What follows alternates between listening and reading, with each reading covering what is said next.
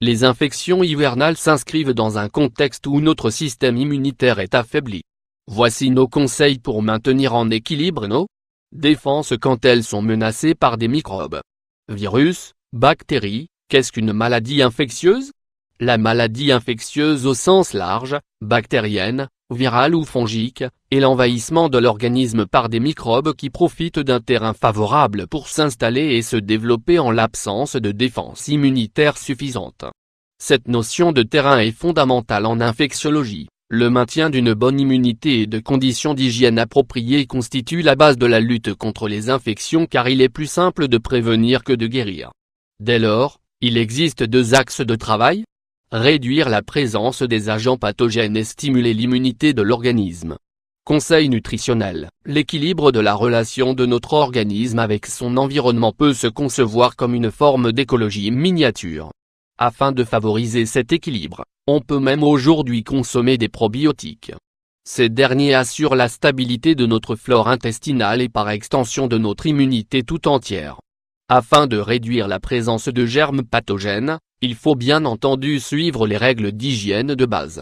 Pour fonctionner harmonieusement, l'immunité nécessite certaines vitamines et de minéraux. C'est pourquoi en hiver on conseille les aliments riches en vitamines C, kiwi, orange, cresson, mâche, persil, chou cru. Etc. Ce riche en soufre et à l'action anti-infectieuse comme l'ail, l'oignon, l'échalote, le poireau sont également à privilégier. Sans oublier toutes les courges, riches en précurseurs de la vitamine A, les fruits de mer et les algues, gorgés de minéraux, sélénium, zinc, cuivre.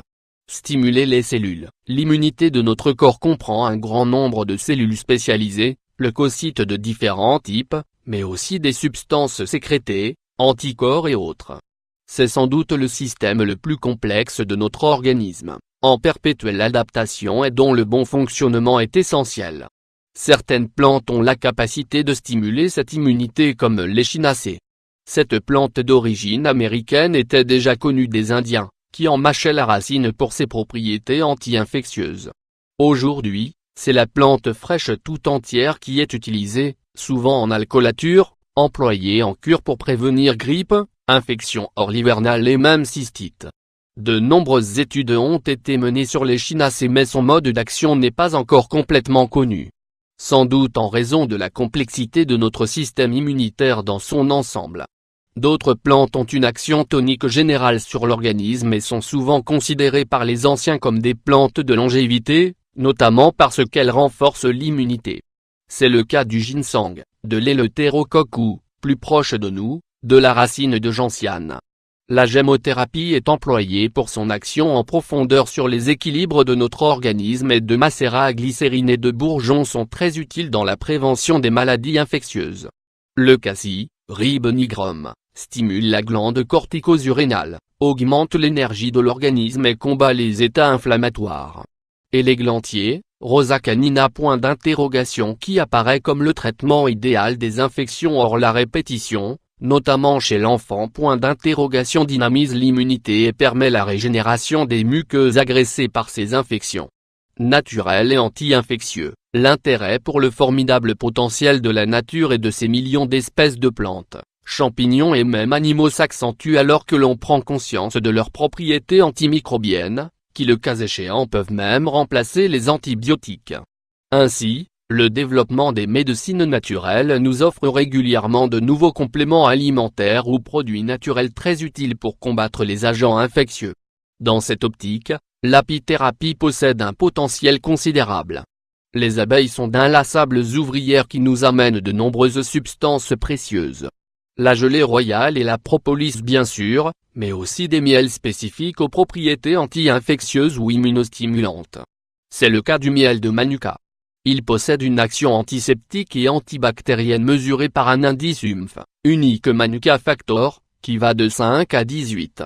Plus proche de chez nous, le miel de thym est utilisé aujourd'hui pour soigner les plaies et les brûlures jusque dans les hôpitaux.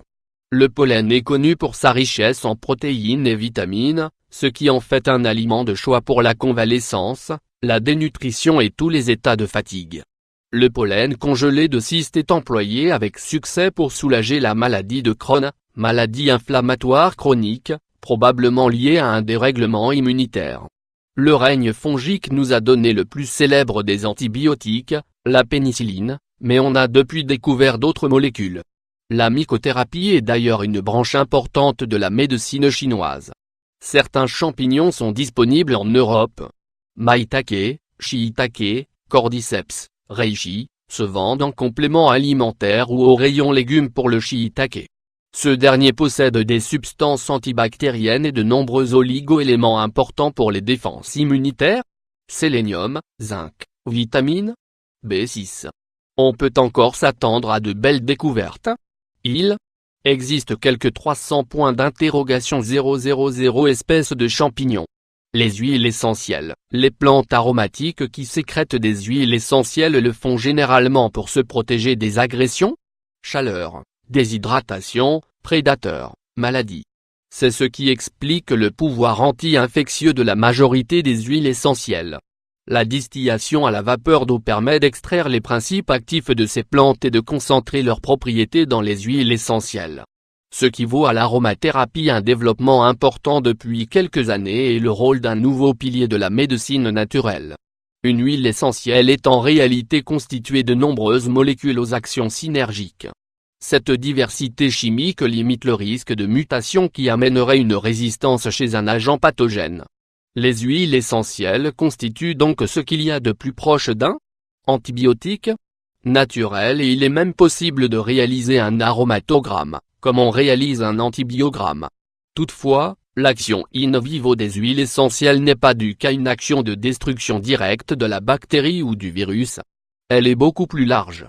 Par exemple, l'origan compact, un des plus puissants antibactériens naturels, est aussi immunostimulant et tonique général de l'organisme, ce qui accélère la guérison.